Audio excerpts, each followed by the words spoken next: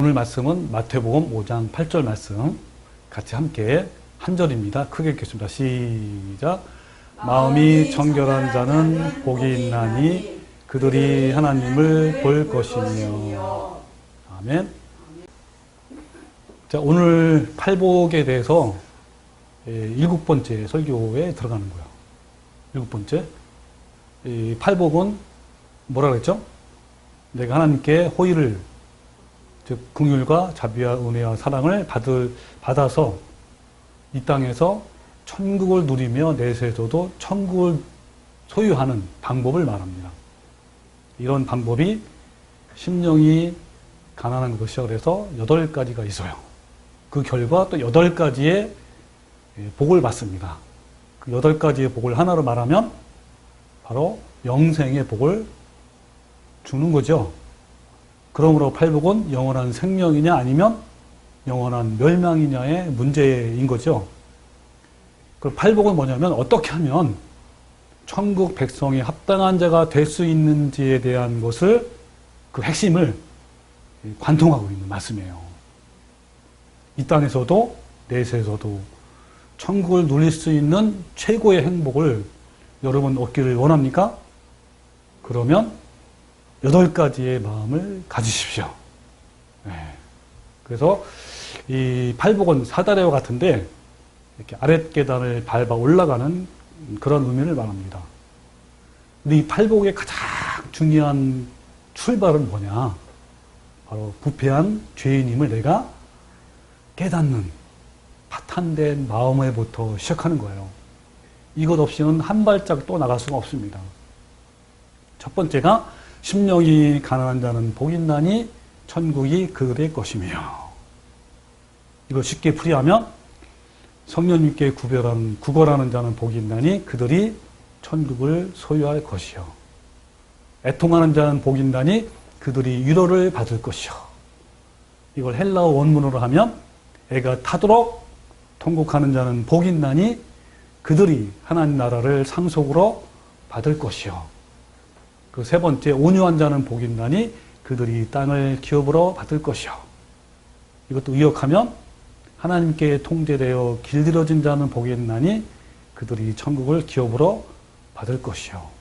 네 번째, 의에 줄이고 목마른 자는 복이 있나니 그들이 배부를 것이며.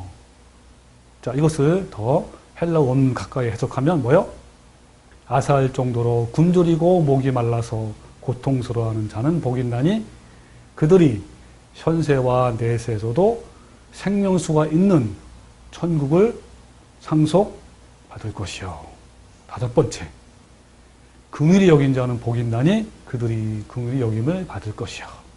의역하면 지난주에 한 거죠.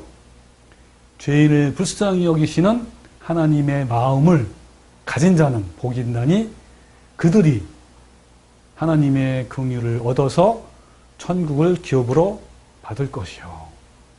자, 이어서 오늘 본문 말씀입니다. 바로 마음이 청결한 자는 복이 있나니 그들이 하나님을 볼 것이요. 자, 여기 청결한 것이 말 그대로 깨끗하다, 그죠? 정결하다 이런 걸 말하잖아요. 영어 성경에도 거의 다 이렇게 나와서 푸어 뭔지 알죠? 네. 순수한, 순결한, 깨끗한, 정결한, 이런 걸로 해석이 됐는데, 이 청결한 것을 헬라어 원문으로 해석을 하면 더 깊은 의미가 있어요. 헬라어로는 뭐냐면 카다로스. 한번 해봐요. 카다로스. 이거는 뭐냐면 혼합된 것으로부터 분리하는 것을 말해요. 그러니까 불순물들을 다 제거하는 것을 말합니다.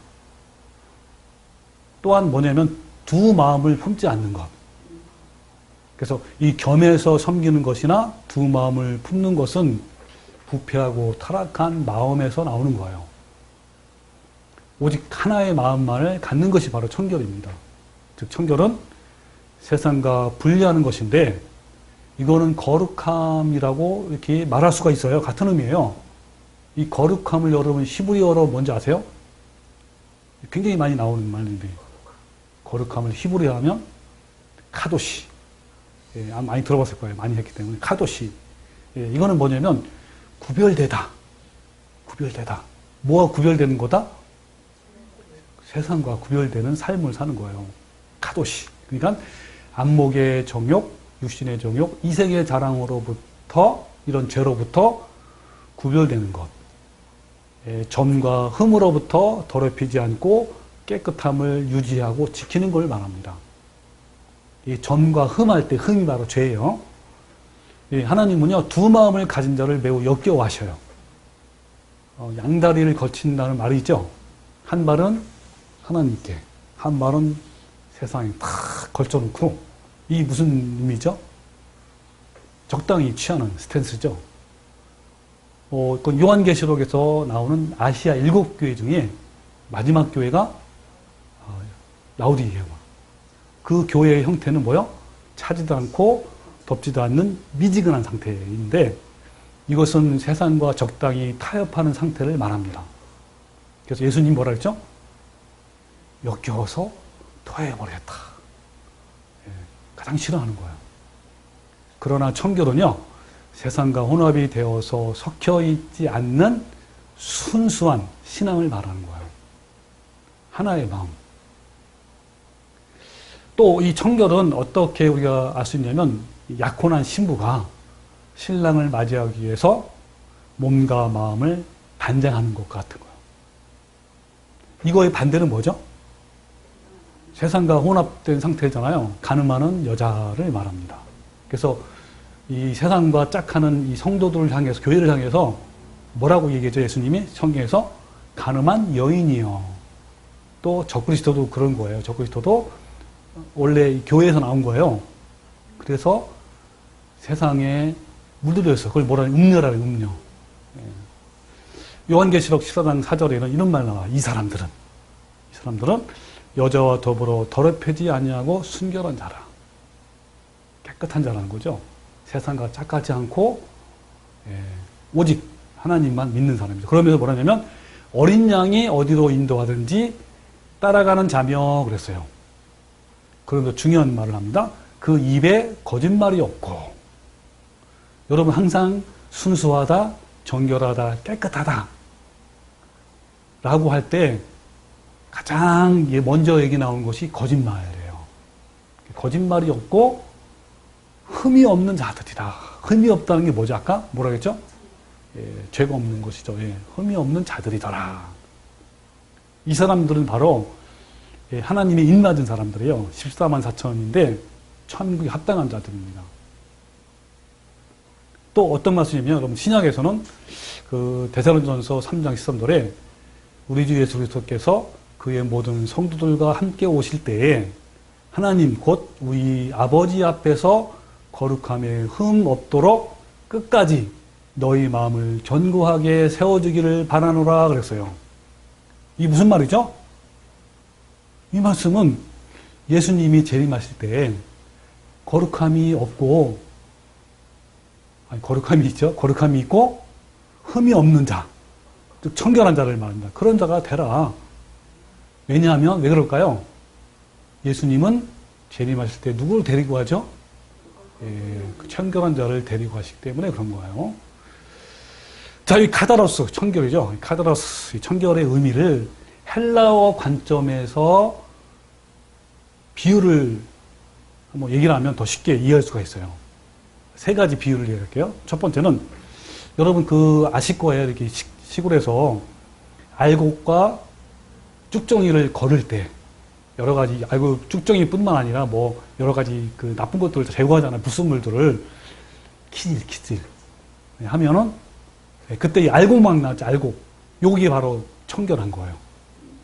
또 두 번째 비유는 여러분이 이제 늘 경험하는 거죠. 깨끗한 하얀 천인데 거기에 여러 오물이 묻었어요. 그 깨끗하게 세탁할 때 모든 오물과 불순물을 제거하는 거. 그 상태가 바로 청결한 거. 이 세 번째가 가장 이제 공감이 되는데, 금강에서 그 광석을 캐내잖아요. 광석에는 이 금만 있는 게 아니고 온갖 여러 가지 다 붙어 있어요. 이거를 재련을 해, 재련. 그 뜨거운 불로 또 달구어요. 그럼 뭐가 나오죠? 순수한 금이 쫙 반짝반짝 빛나는 이런 상태가 바로 청결하다라는 것을 의미하는 거예요. 그러니까 간단히 말하면 뭐예요? 혼합된 것에서 불순물을 제거하는 것이 청결해요. 이와 같은 것이 청결한 자인데 바로 이런 사람들이 하나님을 볼 수 있다는 거죠. 자, 그럼 중요한 게 있어요. 뭐냐면 어디에서 불순물이 제거되는 청결이 일어나야 할까요? 어디에서? 그렇죠. 마음이죠, 마음. 이게 지금 마음. 자, 봅시다. 이 마음이 여러분 헬라어로 뭐냐면 카르디아. 이 카르디아인데 이거는 뭘 말하냐면 뭐 마음이라고 하기도 하고 내면, 그 다음에 속사람, 중심을 말합니다. 그러니까 마음속에 있는 불순물을 제거를 해야 한다는 것이 바로 마음이 청결한 것을 의미하는데 지금 뭡니까? 여기 그러면 내면의 속사람이죠. 내면 중심에 있는 그 여러 가지 부패함과 타락한 것, 두 가지 마음 가진 것, 세상을 사랑하는 것, 이런 것들을 이 모든 불순물을 제거하는 것이 바로 뭐 하는 거예요? 청결한 마음이에요. 그러면 인간의 마음의 내면에 속사람에 구체적으로 어떤 불순물이 있을까요? 예레미야 17장 9절에 보면 자세히 나왔죠. 아시는 것처럼 만물보다 거짓되고 심히 부패한 것이 뭐라고요? 마음이라. 여기 뭐부터 나왔죠? 거짓되다. 거짓. 그러니까 이 못된 마음, 나쁜 마음이 항상 제일 먼저 나오는 게 이 거짓이에요. 사람은 거짓되대 그런 데잖아요. 하나님은 안 그렇죠. 거룩하잖아요. 그죠? 그러니까 사람은 이 본성이 거짓해요. 거짓되고 부패한 거예요. 누가 이를 알려만을 하면서 누구는 안다고요? 요 하나님은 어디를 본다고요? 심장이 꿰뚫어 보는 거죠. 중심을. 폐부를 시험한다. 우리의 모든 속을 다 보시는 분이 하나님이라는 거예요. 그래서 누구만이 심판할 수 있어요? 하나님만이 심판하는 거예요. 누구든지 억울함이 없어. 하나님 다 아시기 때문에. 여러분 억울함이 있습니까? 그러면 하나님 다 아셔요. 그래서 이 땅에서 억울한 거 괜히 뭐 슬퍼할 필요 없어요. 막 억울함 때문에 울고 막 원망하고 할 필요 없어요. 하나님이 아시는데. 여러분 인간의 마음은요. 죄로 심히 오염되어서 부패하고 더러워요. 온갖 탐심과 정욕, 교만, 이생의 자랑이 가득합니다. 이런 것들이 우리 마음에 견고하게 둥지를 틀고 있어요. 우리는 상대방의 겉모습만 보고 판단하기 때문에 잘 모르지만 하나님은 중심을 보시기 때문에 다 아시는 거예요. 그래서 이제 이 바리새인들이 그 제자들한테 뭐라 하냐면 예수님을 보면서 당신의 제자들은 손도 안 씻고 떡을 먹는다. 막 이렇게 비난을 했어요. 그때 예수님이 뭐라 하냐면 뒤로 나오는 거, 그죠? 사람이 입으로 들어가서 배설물 나오잖아요. 그것이 더러운 것이 아니다. 라고 하면서 뭐라 하는지 아세요?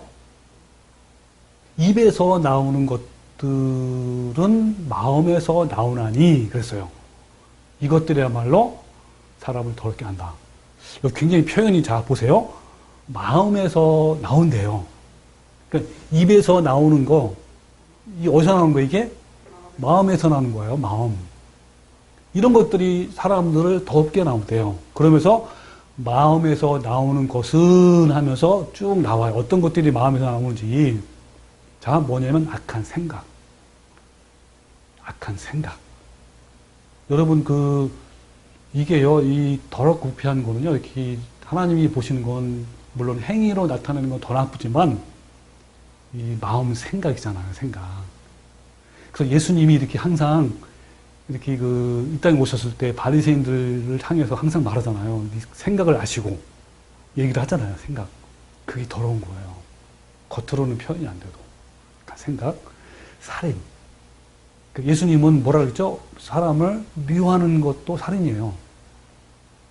그리고 그다음에 간음도 뭐라 그랬죠? 그렇죠. 이렇게 음욕을 품는 자마다 마음의 생각, 마음이라는 거예요. 음란도 마찬가지로 호색하고, 그죠? 그 다음에 음란한 생각이잖아요. 도둑질도 저기 갖고 싶었다는 거, 막 끊임없이 막 이렇게 탐내는 거예요, 탐심. 그리고 거짓 증언도 뭐, 여러분, 거짓 증언이 왜 하는지 아세요? 그냥 바로 나올까요? 속으로 생각으로 되뇌이고, 결심하고, 계획하고, 상상하고, 이게 이제 증언하기까지 나온 거죠. 비방도 마찬가지입니다. 이런 것들이 사람을 더럽게 하는 것이요.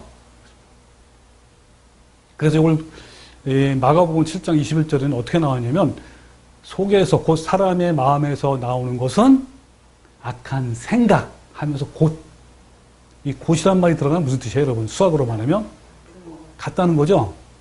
그러면서 여기 나오는 거예요. 음란, 도둑질, 살인, 간음, 탐욕, 악독, 속임, 음탕, 질투, 비방, 교만, 우매함. 이런 것들이 다 사람의 마음에 있다 그랬어요. 이게 특별한 사람만 있는 거예요? 모든 사람이 다 있는 거예요. 나는 아닌데요, 이런 사람. 그런 사람이 아니야, 그건. 그래서 모든 사람의 내면에 이런 것들이 자리 잡고 있다는 거예요. 그래서 로마 3장 10절에 기록된 바 의인은 하나도 없다는 거예요, 여러분. 없어요. 그래서 그들의 목구멍은 뭐요? 열린 무덤이요. 그 혀로는 속임을 일삼으며 그 입술에는 독사의 독이 있고 입에는 저주와 악독이 가득하고 그의 발은 피 흘리는 데는 빠른지라. 저는 이 말씀을 읽으면 굉장히 말이 세잖아요.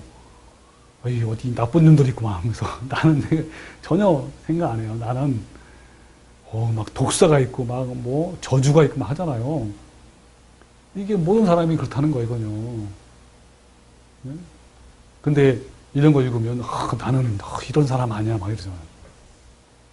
열린 무덤처럼 시체가 썩은 냄새가 나온다는 거예요. 시기하고 질투하고 미우고 증오하고 원망하고. 근데 여러분 이게요, 기분 좋을 때는 아니에요. 서로 좋은 관계일 때는 그저 감사 말라고 사랑합니다 나오잖아요. 근데 어떤 때요? 상황이 안 좋을 때 제가 나를 막 비난을 해. 나쁜 놈 하면서 막 모함을. 얼마나 억울해요. 이럴 때 겉으로는 안 할 수도 있어요. 그 사람이 높은 사람이고 상사라면 속에서 어떻게 합니까? 막 부글부글 끓는 막 원망과 불평과 또 집에 가서 자기 남편 아내한테 막 욕하잖아요. 여기 우리 상사 얘기하고. 이게 바로 열린 입이 열린 무덤이에요. 여러분 다 그래요, 사람이. 교육과 수련과 훈련으로 정도의 차이는 있지만 모든 인간의 마음이 이렇게 부패한 죄성이 있다는 겁니다. 아멘.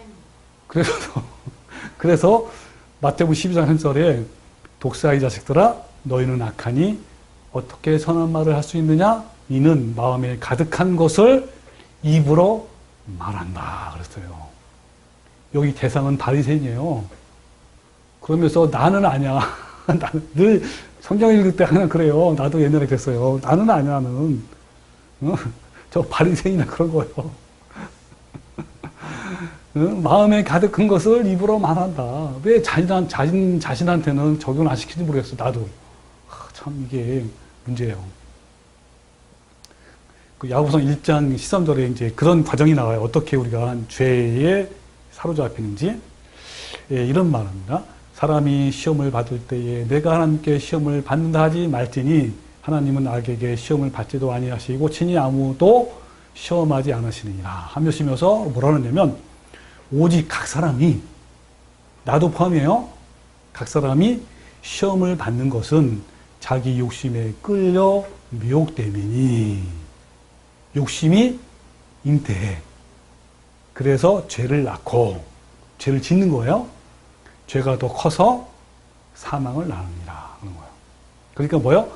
자기 욕심에 끌린다는 게 뭐냐면 우리가 살면서 평소에 뭘 본는다든지 듣는다든지 또는 뭘 봤잖아요, 그잖아요. 그런 것들을 통해서 사람의 죄의 본성을 자극을 해요. 그 유혹받는 거, 그게 유혹받는 거예요. 그 유혹받는 거는 죄가 아니에요? 죄예요? 죄가 아니에요. 유혹받는 것은. 그것은 자체는 죄가 아니에요. 근데 유혹을 계속 받아서 내 마음에 품어요, 죄를. 그게 바로 죄가예요. 죄가 되는 거, 품어서. 그러니까 유혹을 받고 그 욕심을 계속 품어야 죄를 짓게 하는 거잖아요. 그러니까 죄라는 것은 내 속에 있는 탐심, 정욕, 이생의 자랑 등의 유혹에 내가 반응해서 그리고 이끌려서 넘어가서 죄를 짓는 거예요. 결국 욕심이 잉태해서 죄가 되고 죄가 장성해서 사망이 되는 거죠. 사탄은요, 이러한 우리의 욕심에 이끌려 죄를 범할 수 있도록 자극하고 유혹하는 것이 사탄의 정체예요. 이럴 때 어때요? 이럴 때. 이렇게 유혹받을 때, 끊임없이 나를 유혹한단 말이에요. 그죠? 그럴 때 우리가 거기 반응한 것이 아니고 어떻게 됩니까? 성령님의 도우심으로 십자가에서 그 탐심과 정욕을 못 박아야 되는 거예요. 그러니까 주님을 생각하면 돼요. 이게 유혹을 이기는 거예요, 이게. 이게 죄를 이기는 거예요. 요한복음 14장 2절에 마귀가 벌써 시몬의 아들 가룟 유다의 마음에 예수를 팔려는 생각을 넣었더라 그랬어요. 아니, 사탄이 한 번에 들어왔을까요? 아닌 거예요. 가룟 유다는요, 3년 반 동안이나 예수님의 제자였잖아요. 아, 근데 여러분, 어떻게 주님을 배반할 수가 있을까요? 이렇게. 한 번에 이루어진 것이 아니에요. 지속적인 결과예요. 가룟 유다의 마음에는 늘 뭐가 있어요? 돈꾀를 맡아서, 돈꾀. 쉽게 말하면, 뭘 맡은 거죠? 회계를 맡은 거예요. 늘 돈이, 모든 성금이 들어오면 다 누가 가지고 있어요? 유다가 갖고 있는 거예요. 그러면서 그거의 돈에 대한 탐심과 욕심이 슬금슬금 생기고 시작한 유혹을 받은 거예요. 끊임없이. 거기에 반응한 거예요. 조금 들어왔을 때 반응을 하는 거예요. 다르게. 딱 잘라야 돼, 이렇게. 엣지, 이놈. 내가 감히 어떻게 그런 마음 품을 수 있느냐. 이 자식. 자기를 막 때리는 거예요. 마음을 치는 거예요. 예. 그러면 그런 것들이 이 조그만 것이 왔을 때 조금 퇴치하기 쉬워요. 근데 이거를 허용해. 조금씩. 그러면 어때요? 점점점 커지는 거예요, 이게. 그래서 여러분 그 유혹을 뿌리치지 못하고 계속 품었을 때 그때 마귀가 그 취약한 틈을 타서 노리는 거예요. 야, 배반해. 계속 충돌이야. 돈이 중요하잖아. 돈 있으면 되잖아. 이러는 걸 한 거예요. 마침내 예수님을 바른 거예요. 여러분, 인류의 최초의 살인자 가인을 한번 생각해 보십시오. 가인은 한 번의 마음으로 동생을 죽인 걸까요? 가인은요, 사탄의 흔드는 붉은 깃발에 계속 반응을 한 거예요. 시간이 지나면서 점점 동생을 더 미워하고 시기하고 원망하는 마음이 더 커진 거예요. 그때 하나님이 그랬잖아요. 직접 가인한테 뭐라 그랬어요? 어찌 내가 선을 행하면 어찌 낯을 들지 못하겠느냐? 선을 행하지 아니하면 죄가 문에 엎드려 있느니라 하면서 죄가 너를 원하나 너는 죄를 다스려라 그러잖아요. 죄를 다스리는 거예요. 인간의 마음에 이런 부패한 죄성과 그것을 자극하는 악한 영들이 있어요. 범죄를 하게 하고 결국은 사망에 이르게 합니다. 이런 인간의 마음이 부패함으로 결국은 사람을 더럽게 하고 그래서 육신의 열매, 육체의 열매, 못된 열매를 맺게 하는 거예요. 그래서 이제 갈라디아 5장 19절에 육체의 열매가 나와요. 그래서 육체의 일은 분명하니 곧 음행과 더러운 것과 호색과 우상 숭배와 주술과 원수 맺는 것과 이런 죄들이 쫙 이렇게 열매들이 맺혀. 열매들. 어디에? 마음에. 내 안에. 열매들이 가득 차요. 그래서 이런 일을 행하는 자들은 하나님 나라의 유업으로 받지 못할 것이요. 그런 거예요. 이 말이 무슨 말이죠? 오늘 본문에 연결시키면 청결하지 못한 자는 천국에 못 들어간다는 거예요. 근데 반대로요, 뭐요? 성령의 도우심으로 날마다 이런 유혹을 물리치고, 탐심을 물리치고, 정욕을 물리치고, 그죠? 그러면 내 안에 뭐가 열매를 맺혀요? 성령의 아름다운 열매가 맺히기 시작하는 거예요. 그래서 똑같은 이어서 나오는 말씀이에요. 5장 22절에 오직 성령 열매는 사랑과 희락과 화평과 오래 참음과 자비, 양선, 충성, 온유, 절제가 나오는 거예요. 그럼 이거를 안 하기 위해서 어떻게 한다 그러냐면, 그러므로 예수의 사람들은 육체와 함께 그 정욕과 탐심을 십자가에 못 박아왔느니라 하는 거예요. 그러니까 우리 성도들이, 그러니까 교인들이라, 성도들이, 그리스도인들이, 교인들이 두 가지 열매가 있는 거예요. 안 믿는 사람은 뭐 말할 것도 없어요. 이건 뭐 말하면 무슨 열매야? 그렇죠. 육신의 열매잖아요. 그 사람은 말할 것도 없고, 우리에게 두 가지 열매가 있는 거예요. 그래서 우리는 그 선택을 할 수 있는 거죠. 그래서 성경에 보면 어느 길에 따라 가느냐에 따라서 마음에 맺는 열매가 다른 겁니다. 두 개의 길이 있어, 두 개의 길. 하나는 의의 종이, 의의 종이 뭐라 순종의 길인 거예요. 또 하나는 죄의 종이 되는 거예요. 불순종의 길. 로마서 6장에 나오죠. 16절에 너 자신을 종으로 내주어 누구에게 순종하든지 그 순종함을 받는 자의 종이 되는 줄을 알지 못하느냐? 죄의 종으로 사망에 이르고 또 순종의 종으로 의에 이르는 거예요. 그래서 여러분, 믿는 자들에게는 새롭고 살 길을 예수님의 십자가로 열어놓은 거예요. 생명으로 인도하는 좁은 길을 선택해야 갈 때 우리의 마음속에 청결함이 이루어지는 그런 삶을 사는 겁니다. 즉 좋은 열매, 성령의 열매가 가득해 하는 것이죠. 이것이 바로 어떤 상태예요? 가득한 성령의 열매가 마음의 청결한 상태입니다.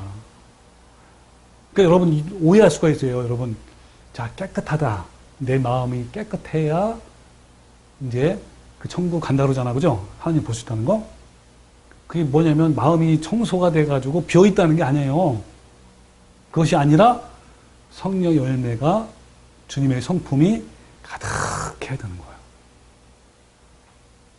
여러분 누가복음 11장 20절 이런 말씀 있어요. 더러운 귀신이 사람에게 나갔을 때 물 없는 곳 다니다가 쉬기를 구하여 얻지 못하되 이에 이르러 내가 나온 내 집으로 돌아가리라 하고 가서 보니까 그 집이 청소되고 수리되었어.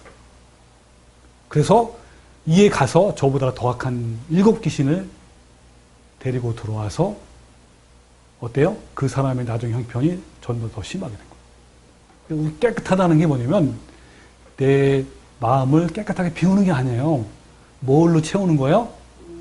네. 그 전에는 뭐가 있었어? 내 마음에 그치, 여러 가지 육체 열매가 있었잖아요. 이거를 비우고 밀어내고 한 번에 밀어내지 못하잖아요. 이게 계속 매일 밀어내고 하면서 거기에 밀어낸 부분에 계속 뭐가 이제 열매가 맺는 거예요? 여기 아름다운 열매가 있는 거예요. 그걸 채워. 이게 성령 충만이에요. 말씀 충만이 성령 충만이고, 말씀 충만이 뭐예요? 무슨 말이에요? 말씀 충만하잖아요. 통독을 많이 하면 말씀 충만이에요? 그게 아니에요. 뭐가 말씀 충만이죠? 그 말씀으로 말미암아, 그죠? 내 안에 거하는 거예요. 말씀이 거한다는 게 뭐예요? 주님의 성품이 내 안에 가득 차는 거예요. 내 성품이 주님의 성품, 그게 마음이죠. 내 마음이 주님 마음이고 주님의 성품, 내 성품이 되는 거죠. 그래서 이게 바로 성령 충만입니다. 내 안에 하나님의 사랑이, 아가페 사랑이 충만히 부어지고 심겨져서 주님의 성품으로 변화가 되는 것이 성령 충만이에요. 이것이 회복되는 거예요. 아담이 범죄로 인해서 다 파괴됐잖아요. 이것을 다시 회복하는 게 바로 성령 충만이고. 그래서 마태복음 11장 29절 이런 말씀, 나는 마음이 온유하고 겸손하니. 이 나가 누구예요? 예수님이죠. 예수님은 마음이 어떻다고? 마음이 어떻다고요? 온유하고 겸손해요. 그러면서 나의 멍에를 메고 내게 배우라. 그리하면 너의 마음이 쉼을 얻으리라. 이 말이 무슨 말이냐면요. 나의 마음은 아가페 사랑의 마음이다. 너네들도 그런 마음을 가져라. 그러면 마음에 평강이 임할 거다. 마음에 천국이 임할 거라. 이런 뜻이에요. 교인 중에 이제 많은 사람들이 죄사함에 대해서 오해를 하고 있어요. 예수님 믿고 죄사함 받으면 죄가 용서를 받았기 때문에 나는 청결한 자라고 오해를 합니다. 전혀 그렇지 않아요. 마음속에 부패와 타락성이 그대로 있어요. 그대로. 하나도 변한 게 없어요. 그래서 뭐라는 거야? 너는 죄와 피 터지게 싸워라. 그런 거 아닙니까? 그래서 우리가 죄사함을 받아도요. 그때부터 뭐가 일어나냐면 우리 마음에 전쟁이 일어나. 전쟁. 그래서 5장 18절 갈라디아서 육체의 소욕은 성령을 거스리고 또 성령은 육체의 소욕을 거스려요.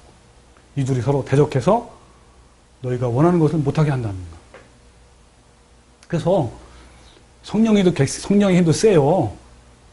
그죠? 육체의 소욕도 세요. 근데 우리가 조금이라도 방심하면 뭐가 더 셀까요? 육체의 너무 힘이 세요. 우리가 가만히 있으면 저절로 맺혀요. 그래서 우리의 마음에 있는 부패한 이 죄성을 성령의 도우심으로 예수님께 십자가에 못 박아서 깨트리고 부셔서 쫓아버리고 그 자리에 아름다운 성품으로 이렇게 채우는 게 바로 뭐라고요? 청결하는 거예요, 청결. 그 다른 말로 표현하면 내 안에서 온전히 성령님이 통치가 되는 거예요, 통치.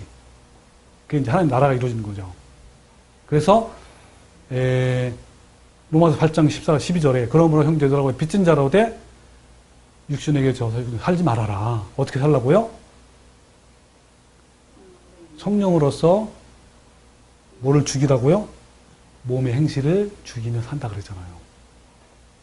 그래서 다시 한번 정리하면 우리 안에 있는 불순물 또 두 마음을 몰아내고 성령님이 나를 온전히 통치하고 지배하도록 하는 것이 청결함이에요.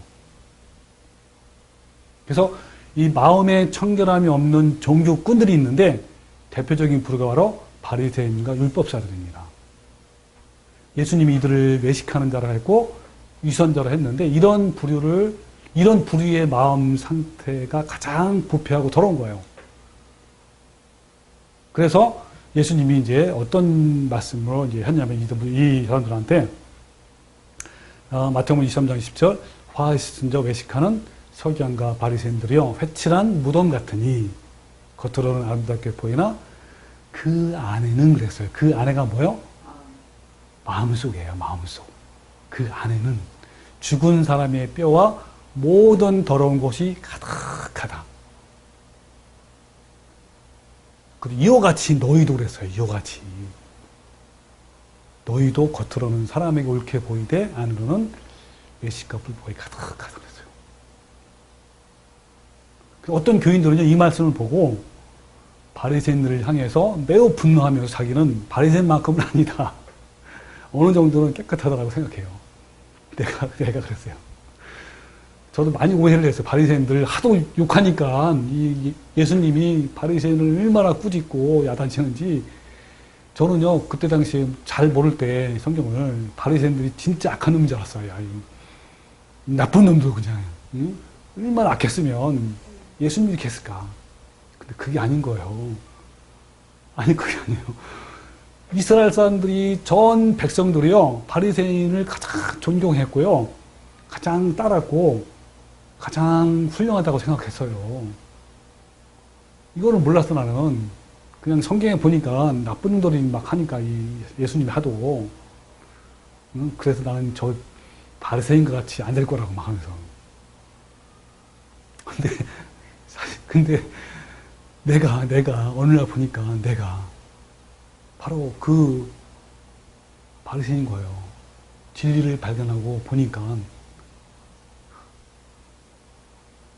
그래서 나에게도요, 이런 마음이 있는 거예요. 예, 또 25절에 화이신저 외식하는 서기관과 바리새인들이여 잔과 대접의 겉은 깨끗하되 그 안에는 탐욕과 방탕이 가득하다. 지금 예수님이 뭘 말하는 거예요? 한번 잘 보십시다. 그 안에가 뭐죠? 마음이죠?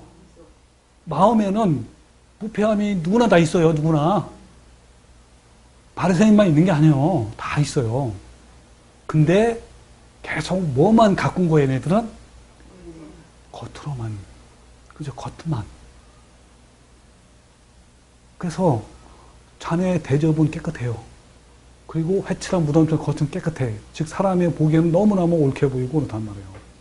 근데 그 안에는 뭐라는 거예요? 더럽다는 거예요.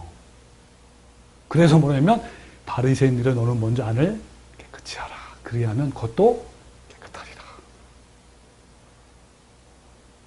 여러분요, 우리 여기서 이 말씀 보고 뭘 할 수 있냐면 마음의 청결함이 없는 상태에서 얼마든지 사역자가 될 수 있다는 거예요.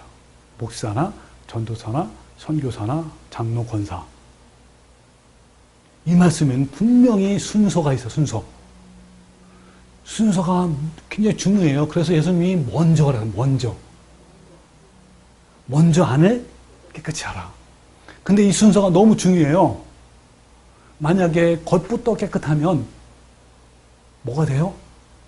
외식하는 자, 위선자가 되는 거예요. 종교꾼이 돼요. 그리고 이런 사람은 진리를 아는 것이 너무 어려워져요. 왜요?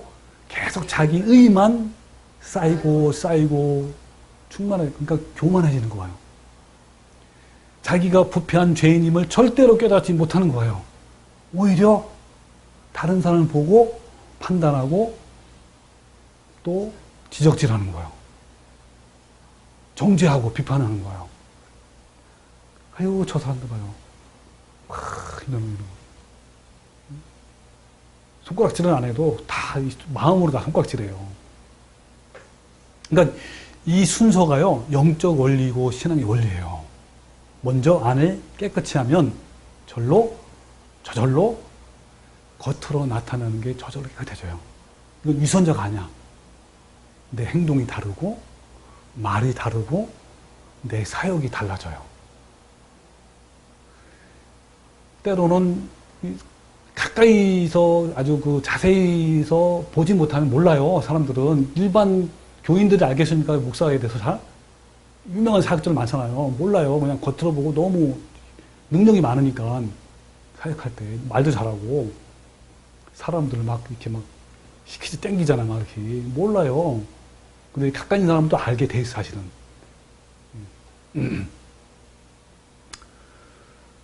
그래서 이 말씀을 로마서 2장에서는 바울이 뭐라 하냐면 할례를 행하는 것을 굉장히 자랑스럽고 특권으로 여기는 유대인들에게 너희는 먼저 마음 할례를 받아라.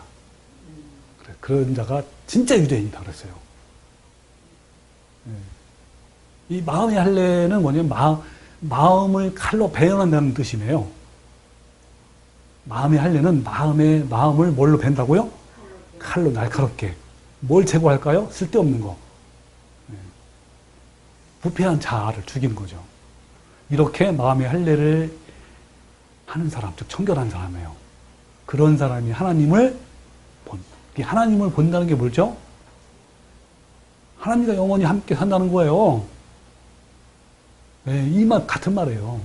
그럼 여러분, 자 오늘 본 말씀이 마음이 청결한 자는 복이 있나니 그들이 하나님 볼 것이며, 이거를 의역하면 뭐죠? 쉽게 마음을 하면 뭐요?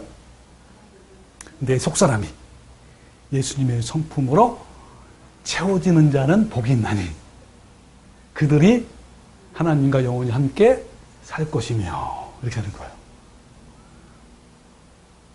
그러니까 부패하고 타락한 마음이 그대로 있다면, 남아있다면, 마음에 두 마음을 품고 있다면 하나님 나라의 백성이 될 자격이 없어요. 하나님이 다스리시는 천국은 천국인의 품성을 가진 자만이 들어가서 살 자격이 있습니다. 그 천국 백성의 자격은 직분도 아니고 사역도 아니고 열심히 봉사하고 헌신 전도도 아니에요. 마음이야, 마음. 마음이 가장 중요해요. 마음이 청결해야 천국에 들어갈 자격이 있다는 거예요. 그래서 항상 마음을 지키라고 성경은 말씀하고 있어요. 잘 아시죠? 잠언 4장 23절 모든 지킬 만한 것 중에 더욱 내 마음을 지키라. 생명의 근원이 이에서 남이라. 그렇습니다. 여러분, 우리 마음을 보고 하나님은 천국을 결정하는 거예요. 마음을 들여다봐. 이렇게 마음을 이렇게 들여다보는 거예요. 이렇게. 뭐 열심히 교회 몇 개 세우는 게 문제가 아니에요. 수천 개, 수만 개 세웠더라도 그걸 안 봐요. 하나님은 뭘 보는 거예요? 그 마음을 보고 마음이 천개래야 천국 가는 거예요. 그 마음에 욕망과 욕심과 탐심과 정욕이 없고 예수님의 성품이 있으면 너는 나랑 똑같은 마음을 가졌구나. 성품이 있구나. 나랑 같이 가자. 데려가는 거예요. 같이 하는 거 같이. 그래서 여러분, 진짜 중요한 말씀을 제가 좀 시간 지날 말씀드릴게요. 이 두 마음을 품지 않고 청결한 자가 되기 위해서 가장 필요한 것이 내가 몇 시간 동안, 몇 번 동안 강조하지만요. 내가 얼마나 부패하고 타락한 죄인임을 깨닫는 거예요. 이거를 모르면요. 팔복의 근처는 못 가요. 팔복과는 저저 거리가 멀고 상관이 없어요. 즉 천국에 갈 수 없는 거잖아요. 여러분, 사도 바울의 고백을 보십시오. 사도 바울이 고백한 거예요. 이거는요. 디모데후서 1장 15절 밑보다 모든 사람이 받을 만한 이 말이여 그리스도 예수께서 죄인을 구원하시려고 세상에 임하셨다 하였도다 하시면서 고백을 해요. 정말 죄인 중에 내가 괴수라는 거예요. 이 밑보다는 뭐예요? 헬러로 피스토스는 뭐예요? 신실하다, 충성, 믿을만하다. 그래서 믿을 수 있다. 모든 사람이 받을 만한 이 말이요. 어떤 말을 믿을 수가 있다는 거예요? 어떤 말? 그것은 예수님께서 죄인을 구원하시려고 세상에 임하셨다는 말이에요. 그럼 예수님은 죄인을 구원하시려고 세상에 임하신 분이잖아요. 그죠? 그런데 성경을 잘못 이해하면요. 예수님께서 이 세상에서 이 범죄자들을 구제하려고 세상에 오셨다라고 오해할 수가 있어요. 그러니까 성경은 아담 이후로 태어난 모든 인간들, 즉 결국 전 인류가 단 한 사람도 죄함이 없이 다 죄인이잖아요. 그죠? 그럼 뭐야? 결국 죄인을 구원하러 오셨다는 말씀은 뭡니까? 무슨 뜻이에요? 인간을 구원하시러 오신 거예요. 그런데 예수님께서 인간을 구원하러 오셨다 하게 되면 모든 인간 전부를 구원하는 것을 오해할 수가 있잖아요. 왜? 모든 사람이 죄인이니까. 그런 게 아니죠. 그죠?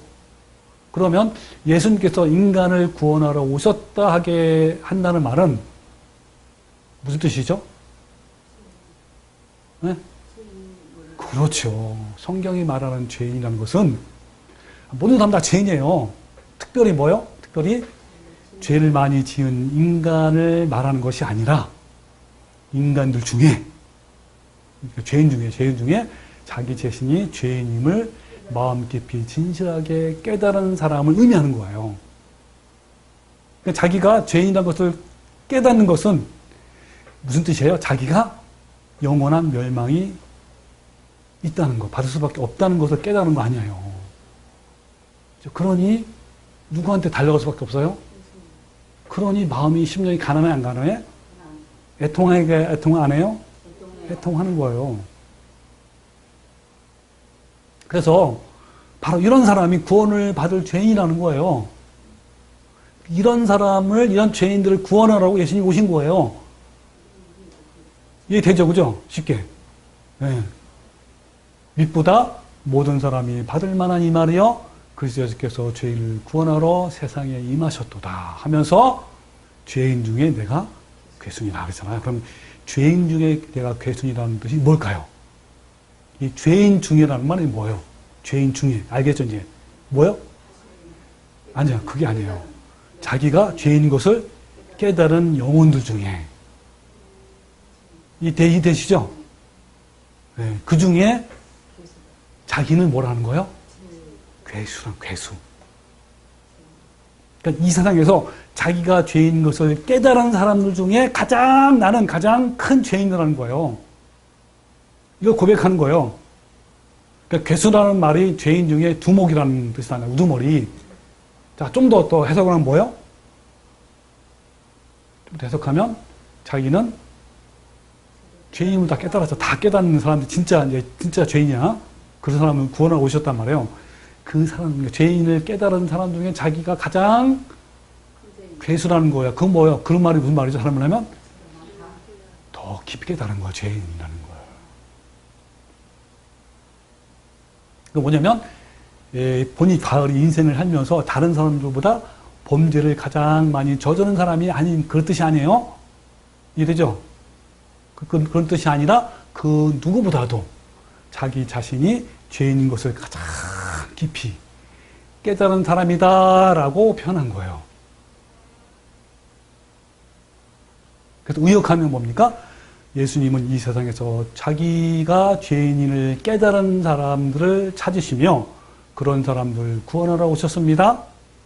나도 죄인임을 깨달은 사람이여 이 세상에 있는 그 누구보다도 나 자신이 죄인인 것을 가장 깊이 깨달은 사람이다 라고 한 거예요.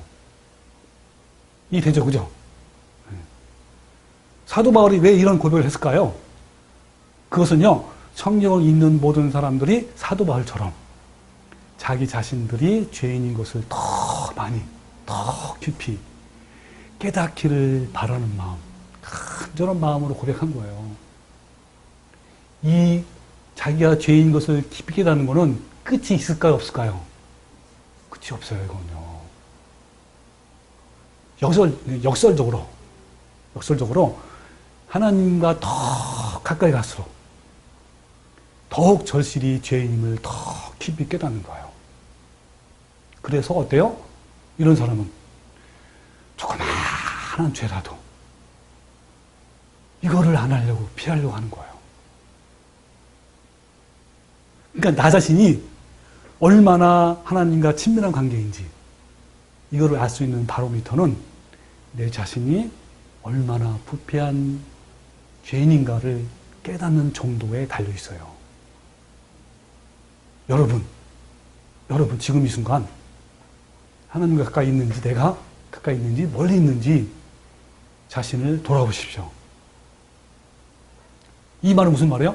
돌아보란 말은 즉 자신이 평소에 부패한 죄인임을 자각하며 생활하고 있는지 아니면 그냥 무덤덤하게 사는지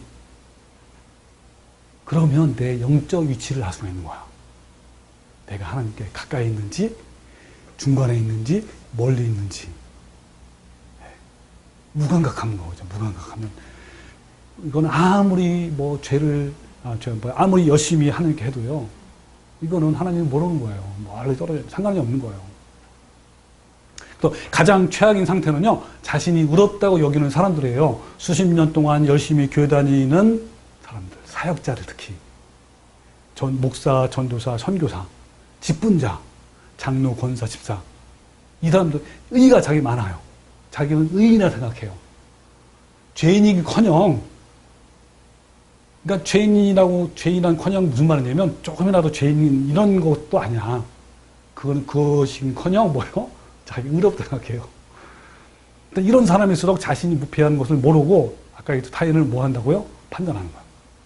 이것은 하나님과 멀리 떨어졌다는 것을 의미하는 것이고 하나님과 아무런 관계 없다는 것을 증명하는 것이고 그래서 예수님이 바리새인 보고 너네들보다 세리와 창기가 더 천국에 갈 수 있다는 거예요. 세상에는 두 가지 죄인뿐이라 그랬죠. 내가 지난번에 한번 얘기했어요. 두 가지 죄인밖에 없어요.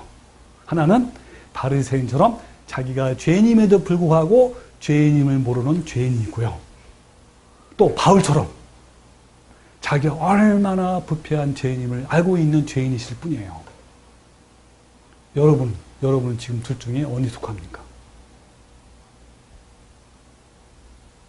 그래서 지난주 유튜브 방송에서 로마서를 중심으로 해서 제가 방송을 하나 찍었어요. 방송이 나갔는데 그 제목이 끔찍하고 지독한 오해 라는 주제로 설교 영상을 올렸습니다.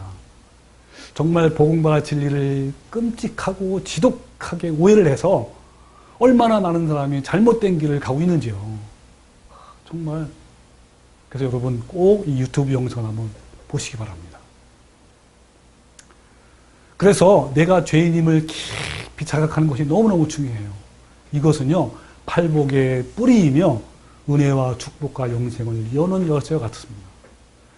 하나님의 사랑의 깊이와 넓이와 높이를 충만히 걸어가는 사람일수록 더 깊은 사랑을 알수록 자신이 죄인이라는 걸 더 깊이 자각하는 사람이에요.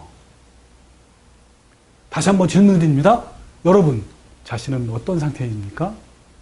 혹시 나는 그래도 이 정도 신앙생활하고 있는데 나는 요즘 코로나 사태로 사람도 만나지도 않고 그래도 특별히 죄를 지을 수 있는 여건도 아니야. 나는 그럭저럭 잘 지내고 있는데 왜 내가 부패한 죄인이야? 틈틈이 성경도 읽고 통독도 하고 이러는데 난 잘 나가고 좀 잘하고 있는데 내가 뭐 죄인이야? 등등 이런 마음의 상태라면 정말 심각하고 위험한 거예요. 주님께 성령의 빛을 비추어 주셔서 내 마음이 어떤 상태인지 깨닫게 해달라고 기도하고 매달리고 처리하고 금식하는 거예요. 이게 여러분 모두에 달려있기 때문에 간절히 기도하는 마음으로 성경을 읽으면 우리 마음에 계신 성령님께서 우리의 생각을 감동시켜서 우리 자신이 죄인인 것을 깨닫게 하는 거예요. 나 자신이 다른 사람보다 더 많이 죄를 짓는 거를 알게 되는 거예요. 그 목숨을 걸고 매달리십시오. 여기에. 누가복음에 이런 말씀이죠. 7장 40절에 이러므로 내가 내게 말하노니 그의 많은 죄가 사해여졌도다. 뭐가요? 그의 많은 죄가 이는 그의 사랑함이 많음이라. 사함을 받은 일이 적은 자는 적게 사랑하느니라. 어디서 나오는 말씀이냐면 여러분 아실 거예요. 죄가 많은 여인이 예수님 발에 향유, 비싼 향유를 부어요. 그리고 이제 붓기 전에 이제 예수님께 가서 눈물로 막 흘려. 그걸 어디에 눈물이 떨어져요? 발에. 그리고 뭘로 닦아요? 자기 머리로 닦아요. 그리고 거기다 발에다 부어. 원래는 향유를 어디다 부어야 돼? 머리에다 부드는데 그만큼 너무너무 자기 죄인이라는 거예요. 그래서 이때 당시 한 값비싼 향유를 가지고 왔잖아요. 그 값비싼 향유를 가질 정도이면서 또 이 사람은 죄가 많은 여인이라고 소개했어요. 아마 창녀다라고 할 거예요, 보통. 그래서 그 눈물을 흘리면서 이렇게 한 거예요. 그러면서 예수님이 하신 말씀이에요. 그래서 뭐라고 하냐면 그의 많은 죄가 사해졌다. 이는 그의 사랑함이 많음이라. 사함을 받는 일이 적은 자는 적게 사랑함이라. 자신의 죄를 더 많이 깨닫는 사람은 주님의 사랑을 더 많이, 더 깊게 경험한다는 거죠. 이런 사람이 예수님을 더 많이 사랑하게 됩니다. 그 영혼이 더 충만한 생명으로 성령 충만함을 가득한 거예요. 근데 이런 마음이요, 이번 한 번뿐일까요? 여러분 대부분 이 말씀을 가지고 설교한 내용을 보면요, 많은 목사들, 대부분 목사들이 예수님을 처음 영접하고 죄사함을 받는 것으로만 해요. 그러니까 이제 구원을 받았다 이 말이에요. 이 사람들이. 여러분도 구원 받았잖아요. 그럼 끝인 거예요. 영생인 거예요. 과연 그럴까? 이게 모든 것이 해결됐을까요? 이제 이 청년은 순탄대로의 길을 가게 될까요? 여러분 똑같은 말씀이 이제 요한복음 8장, 똑같은 건 아니에요. 비슷한 유형인데 8장에 현장에서 가늠해서 잡힌 여인을 유대인들이 막 붙잡아요. 예수님께 데리고 와가지고 뭐라냐면 모세는 율법에 이런 여자를 돌로 치러 명하였는데 선생은 어떻게 하겠습니까? 라고 이제 따지는 거예요. 시험하는 거예요. 예수님이 땅에다 글을 막 쓰잖아요. 그러면서 너희 중에 죄 없는 자가 먼저 돌로 치라 그랬어요. 그 땅에 글을 써요. 다 떠나가요. 그죠? 그래서 쭉 말씀을 해요. 이제 둘만 남았잖아요. 쭉 말씀을 하시면서 마지막에 하시는 말씀이 있어요. 뭐라냐면 8장 11절 대답하되 주여 없나이다. 예수께서 이르시되 나도 너를 정죄하지 아니하노니 가서 다시는 뭐라고요? 다시는 죄를 범하지 말라. 이게 바로 정답이에요. 다시는 죄를 범하지. 왜 예수님이 강조했을까요? 다시는 죄를 짓지 말라고. 여러분, 예전에 습관적으로 지었던 죄를 다시 이렇게 이기고 그 죄에서 벗어나기는 너무너무 어려운 거예요. 특히 이렇게 죄에 깊이 빠진 사람들요. 그래서 다시는 죄를 범하지 말라. 이거를 가르쳐요, 이거를. 여러분, 그런 죄에 깊이 빠진 사람이 이렇게 죄를 이기면 자기의 과거를 다 청산하고 계속 이기는 삶을 살려면요, 누가 필요할까요? 그건 예수님밖에 없어요. 더 예수님 의지하고요, 더 예수님께 가까이 되는 거예요. 그럼 어떻게 이기겠습니까?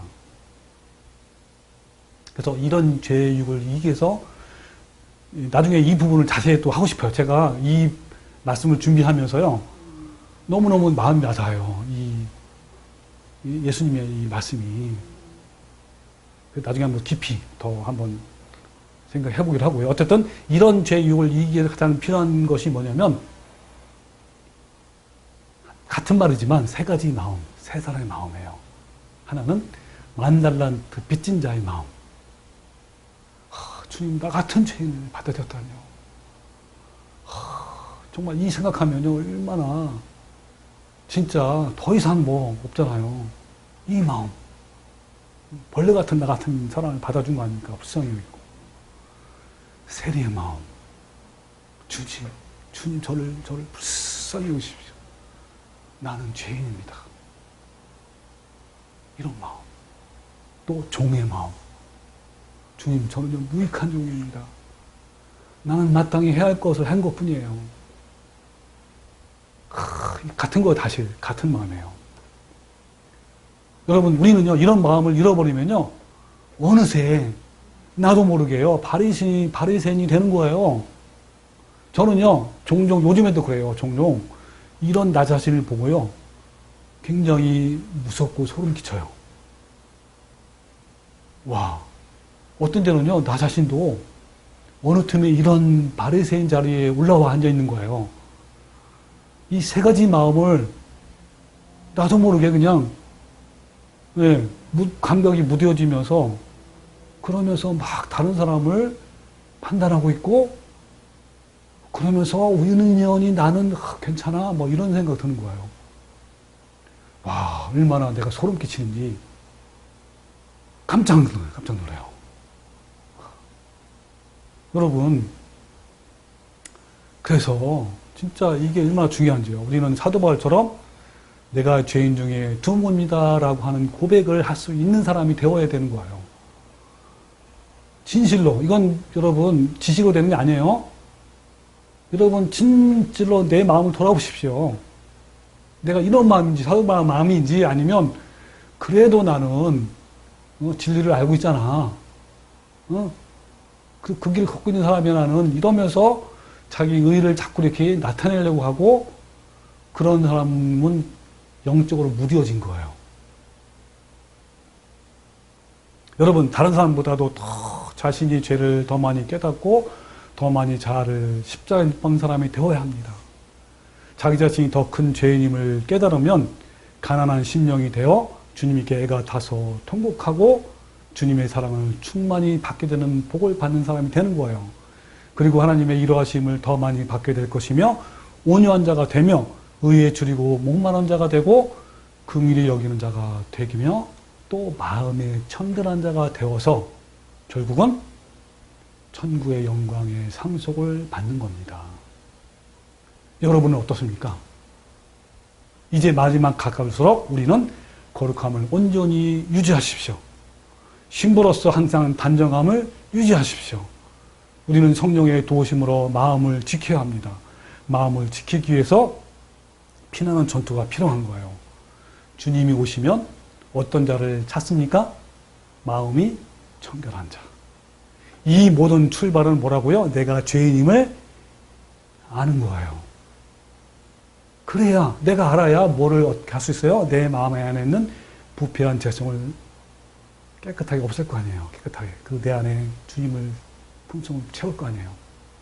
자, 마무리합니다. 가장 복 있는 사람은요, 나의 약한 본성을 늘 깨닫고 상한 심령으로 통회하면서 예수님의 십자가로 나가는 자입니다. 거기서 날마다 옛자가 죽는 거예요. 그러면 내 마음에 하나님의 사랑이 하나씩 부어져서 아름다운 예수님의 성품이 내 안에 맺혀서 갑니다. 그리고 내 안에 하나님의 의에 대한 굶주림과 갈망이 일어나고 죄인을 향한 긍휼의 마음이 점점 깊어져요. 그리고 오늘 말씀처럼 내 마음의 청결함으로 더해가는 거예요. 여러분, 이런 팔복이 있으면 좋고 없으면 말고 하는 식이 아닙니다. 영생이냐 영원한 멸망이냐의 문제예요. 우리 모두 가난한 심령과 애통하는 마음이 되어서 중마 같은 예수님의 성품을 맺고 의에 대한 굶주림과 갈망함으로, 그리고 하나님의 긍휼한 마음으로, 또 청결한 마음으로 이 땅에서도 천국을 누리고 내세에서도 천국을 소유하는 성도가 되시기를 주님의 이름으로 축원합니다. 아멘.